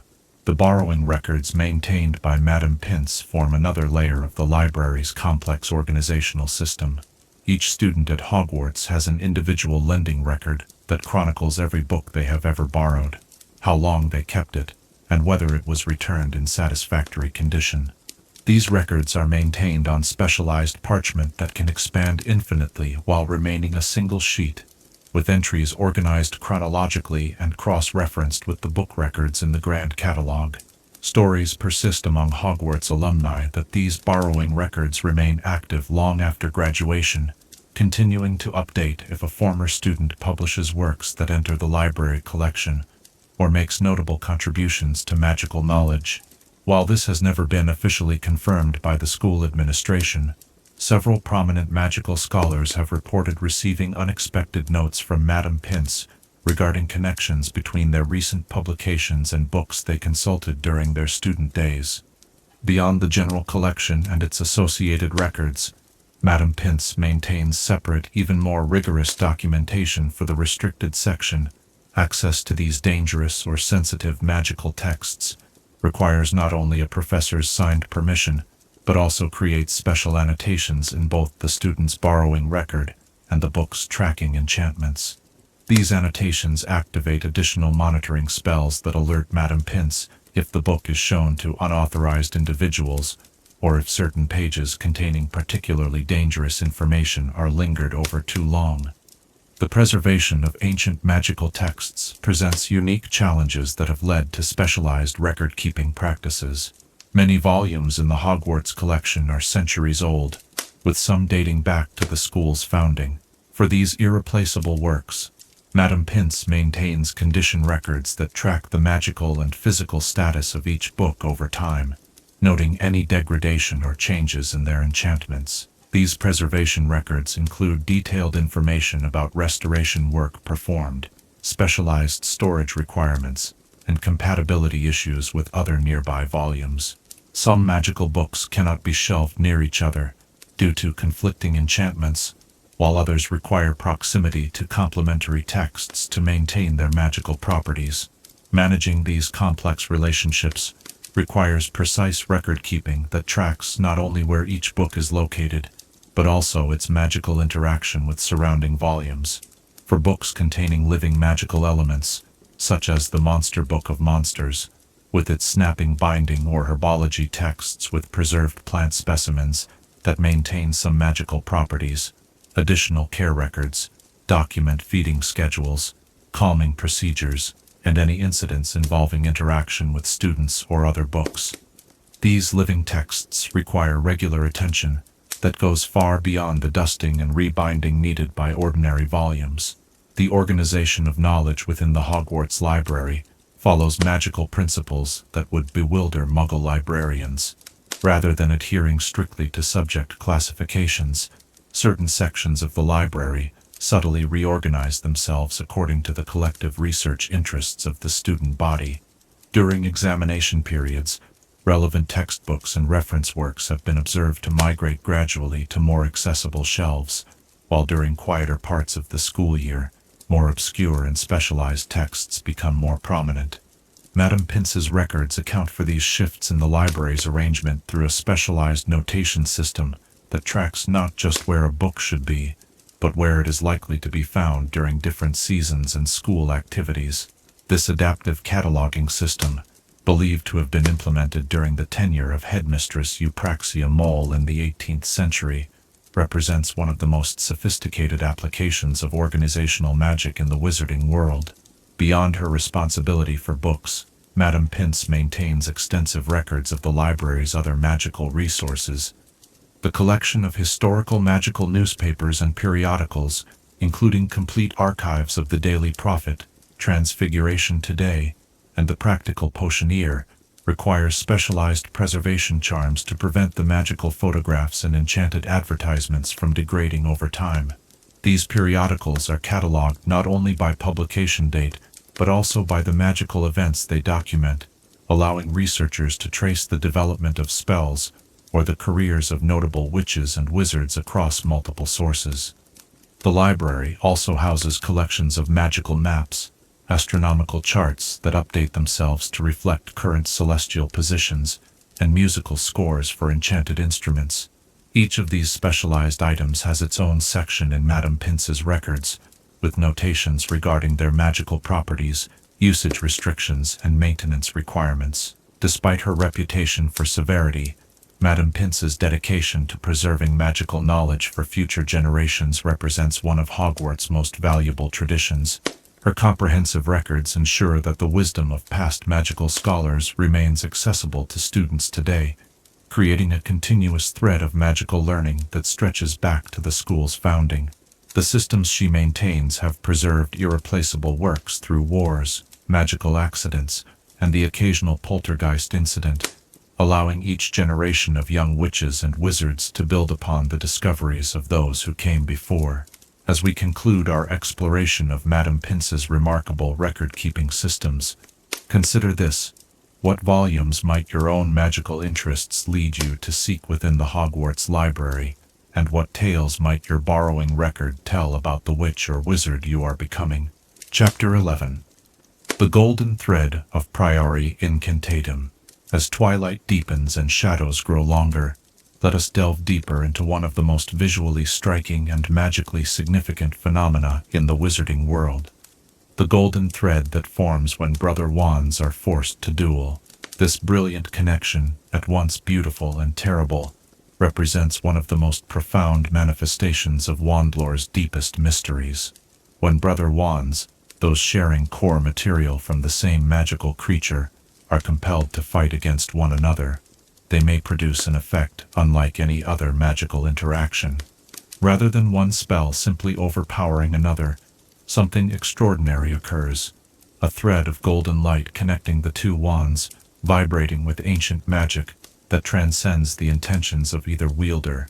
This golden thread appears suddenly when the core connection activates, emerging from both wand tips simultaneously, meeting in the middle like two streams, joining to form a river.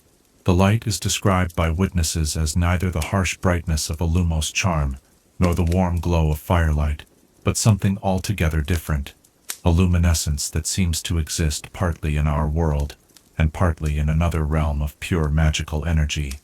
The golden color itself holds significance in magical theory. Gold has long been associated with the highest forms of magic, pure, incorruptible, and resistant to dark influences. In ancient alchemical texts preserved in the Department of Mysteries, gold is described as the material manifestation of magical perfection, representing the zenith of transformative power. That the connection between brother wands manifests in this particular hue suggests the phenomenon taps into magic in its most fundamental, unaltered state. When the golden thread fully forms, it doesn't remain a simple connection between the wands. Within moments, the single strand begins to splinter and multiply, creating thousands of arcing golden beams that form a dome-like cage around the duelists. These beams move with an almost liquid quality, forming an enclosure that separates the duel from the outside world. Those who have witnessed this rare phenomenon report that the dome seems to exist in its own magical space. Sounds from outside become muffled, while the interior resonates with an unearthly phoenix song that seems to emanate from the golden light itself. The magical theory explaining this sound remains controversial among scholars. Some suggest that because phoenix feathers are the most common core material to produce the Priori Incantatem effect, though dragon heartstring and unicorn hair cores can create similar, if less powerful, connections. The phoenix song is a natural manifestation of the magic. Others propose that the sound represents the fundamental harmonic frequency of magic itself, audible only when certain rare conditions, like brother wands in conflict, allow us to perceive it. Once enclosed within the golden cage, the duelists experience a unique magical battle, unlike traditional spell combat. The wands remain connected by the primary golden thread, which begins to vibrate with the competing magical intentions of the wielders. This is not merely a test of magical power, but a deeper contest of will, focus, and the innate connection between wand and wizard. The thread itself seems to possess a form of sensitivity, responding to the thoughts and emotions of the duelists. Points of bright white light begin to travel along the golden connection, moving back and forth as the balance of power shifts. These bead-like concentrations of magic, sometimes called phoenix tears by wandlore specialists, though no actual physical substance is created, represent the critical juncture where one wand begins to overcome the other.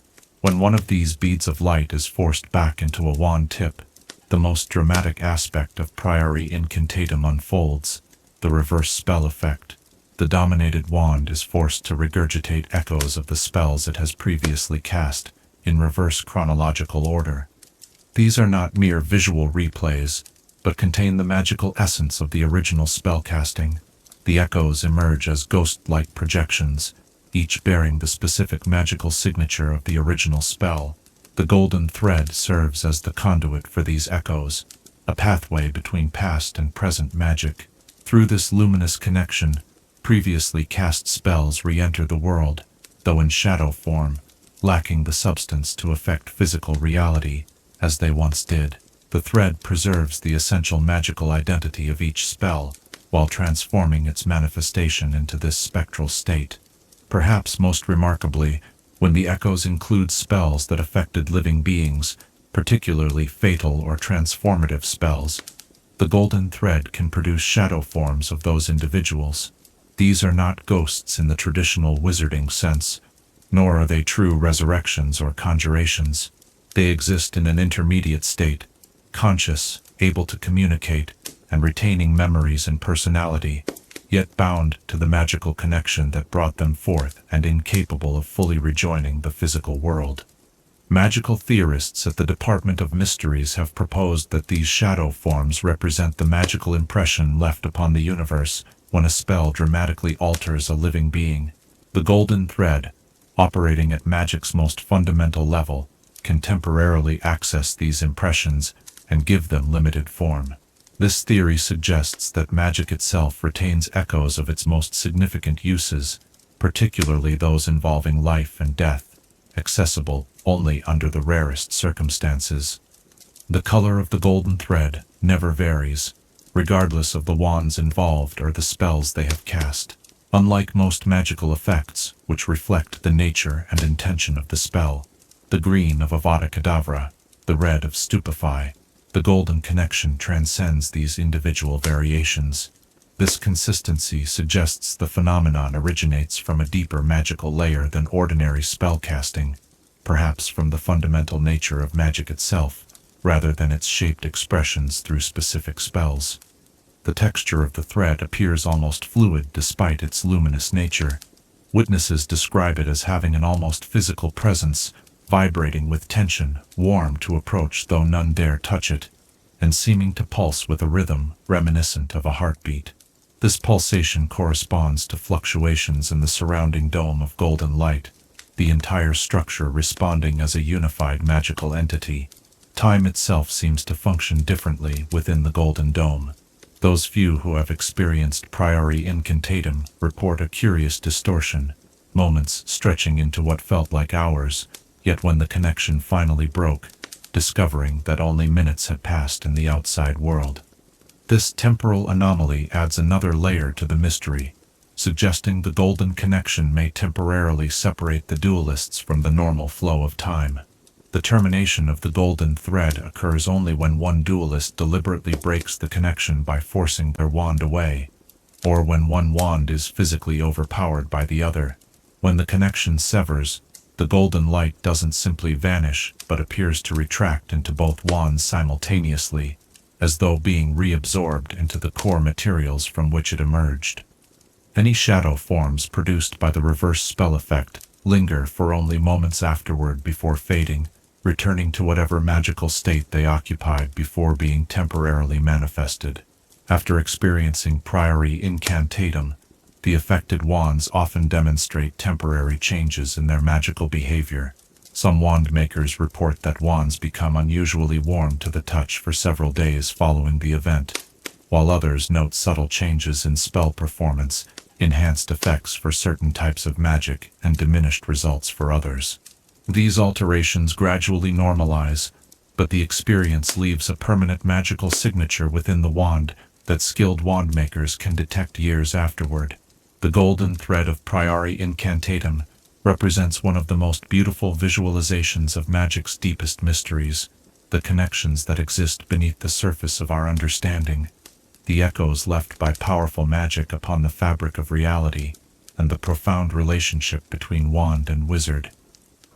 In its golden light, we glimpse magic not as we typically perceive it through controlled spells and charms, but in its more fundamental, untamed state. As our exploration of this golden magical phenomenon draws to a close, consider this: what other hidden connections might exist between the magical objects and beings in our world, unseen until rare circumstances reveal them, and what might these connections tell us about the true nature of magic that flows beneath the spells and enchantments of our daily lives. Chapter 12. The Final Resting Place of Albus Dumbledore. As the evening star rises over the still waters of the great lake, casting a silver pathway across its dark surface, let us turn our thoughts to a solemn monument that stands upon its shore, the white marble tomb of Albus Percival Wulfric Brian Dumbledore, one of the greatest headmasters in Hogwarts history, whose final resting place reflects both the grandeur and simplicity of the extraordinary wizard it honors. In the summer of 1997, as golden chairs stood in neat rows upon the Hogwarts grounds and Phoenix song filled the air, the wizarding world gathered to pay their last respects to a man whose brilliance, wisdom, and occasional eccentricity had shaped generations of magical education. The funeral of Albus Dumbledore represented an unprecedented gathering of magical society, from ministry officials and international magical dignitaries to humble shopkeepers from Hogsmeade Village and students from all 4 Hogwarts houses, united in grief, despite their many differences. The choice of burial location broke with wizarding tradition in significant ways. Most magical families inter their dead in ancestral plots or community cemeteries, such as the one in Godric's Hollow, where generations of magical families rest. Yet for Dumbledore, no family crypt or distant graveyard would suffice. His final wish, expressed to Minerva McGonagall during one of their last conversations, was to remain at Hogwarts, the place that had been his true home for most of his long and extraordinary life. The exact spot selected for the tomb holds particular significance. Located on the edge of the Great Lake, not far from where the Durmstrang ship had once been moored during the Triwizard Tournament, the site offers a panoramic view of the castle and grounds. Those familiar with Dumbledore's personal history suggest the location may have been chosen for its symbolic position between the 2 great institutions of his life. Hogwarts Castle, where he served as professor and headmaster, and the lake, representing the wider magical world beyond school walls that he engaged with as chief warlock of the Wizengamot and supreme mugwump of the International Confederation of Wizards. The tomb itself is a masterpiece of magical craftsmanship, created through a combination of transfiguration and enchantment during the funeral ceremony. Witnesses describe how Dumbledore's body, wrapped in purple velvet spangled with golden stars, was placed upon a marble table at the ceremony's conclusion. White flames then erupted around the body, and when they dissipated, the marble table had transformed into an elegant tomb of white marble, encasing body and cloth within its seamless structure. The blinding whiteness of the marble is its most striking feature, not the soft ivory or cream of natural stone, but a brilliant white that seems to generate its own subtle luminescence, particularly visible at dawn and dusk. This quality has led some magical scholars to speculate that the marble itself may be partially transfigured from phoenix tears, explaining both its exceptional purity of color and the faint aura of protective magic that sensitive visitors report feeling in its presence. Unlike more elaborate wizarding memorials with their moving statues or speaking portraits, Dumbledore's tomb maintains an elegant simplicity.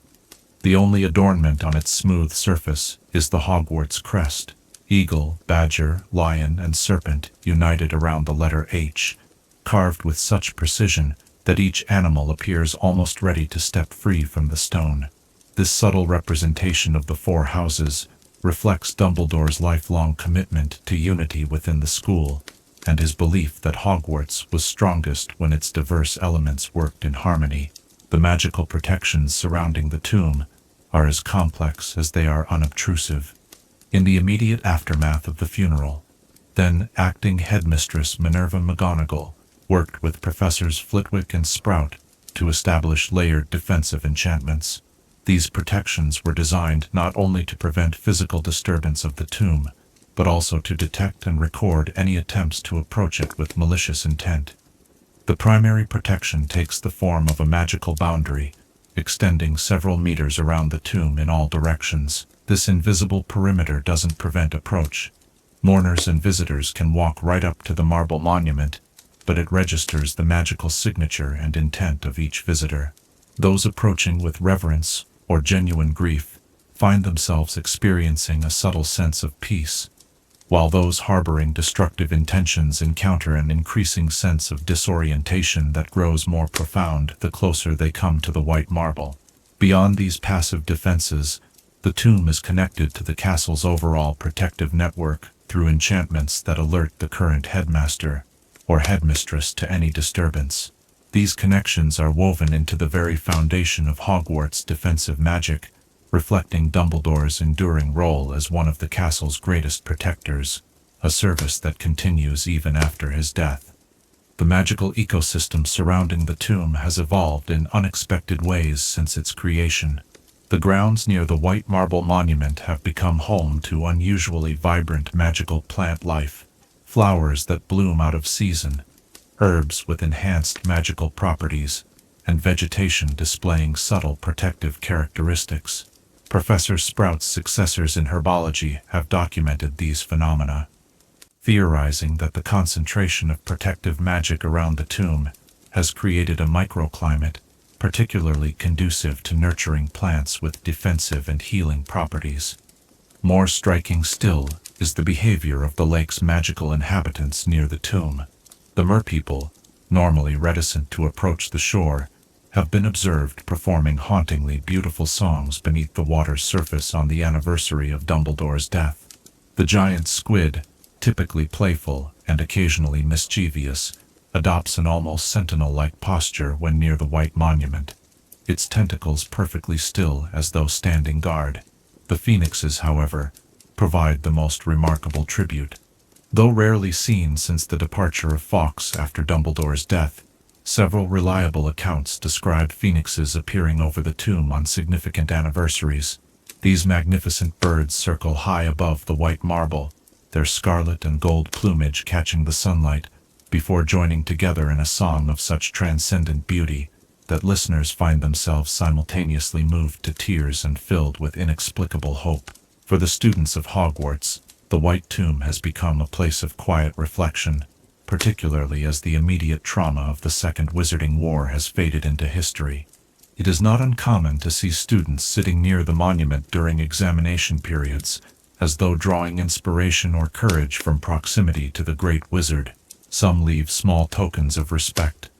A sherbet lemon sweet known to be Dumbledore's favorite, a carefully transfigured object demonstrating a newly mastered spell, or simply a flower picked from the Hogwarts grounds.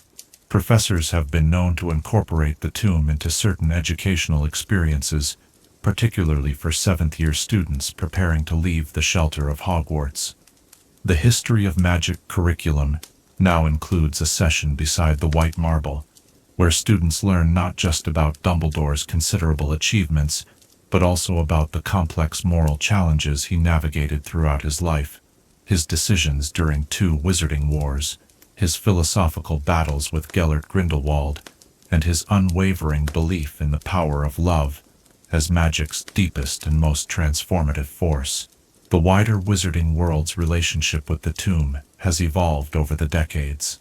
In the immediate aftermath of the Second Wizarding War, it became a pilgrimage site for survivors and families of the fallen, many feeling that paying respects to Dumbledore was a way of honoring all who fought against Voldemort's regime. International magical dignitaries often include a visit to the White Tomb as part of official visits to Britain, leaving behind tokens representing their countries, enchanted eternal flowers, small sculptures of magical creatures native to their lands, or scrolls inscribed with messages of respect in their native languages. On rare occasions, current Hogwarts headmasters have reported unusual magical phenomena occurring around the tomb, instruments in the headmaster's office activating without apparent cause, portraits of former headmasters becoming unusually alert or animated, and the castle's magic responding with particular sensitivity to threats or celebrations. While some attribute these occurrences to coincidence or the general magical atmosphere of Hogwarts, others suggest that something of Dumbledore's magical essence remains connected to the school he loved, continuing to respond to its needs even beyond death. Perhaps the most poignant visitors to the White Tomb are those who knew Dumbledore personally, former students who became colleagues, members of the original Order of the Phoenix, and particularly Harry Potter, whose complex relationship with the headmaster continued to evolve even after Dumbledore's physical presence was gone. These visitors often come alone, in the quiet hours of early morning or late evening, seeking privacy for conversations that, while one-sided in the physical realm, many believe still reach the brilliant mind and compassionate heart of the wizard who rests within the marble. As night falls completely over the grounds of Hogwarts and the White Tomb gleams like a fallen star on the edge of the dark lake, we conclude our exploration of Albus Dumbledore's final resting place with this thought. How might the monuments we leave behind reflect not only who we were in life, but continue to influence the world in ways both seen and unseen? And what legacy of wisdom, courage, or compassion might we hope would endure beyond our own time beneath the stars?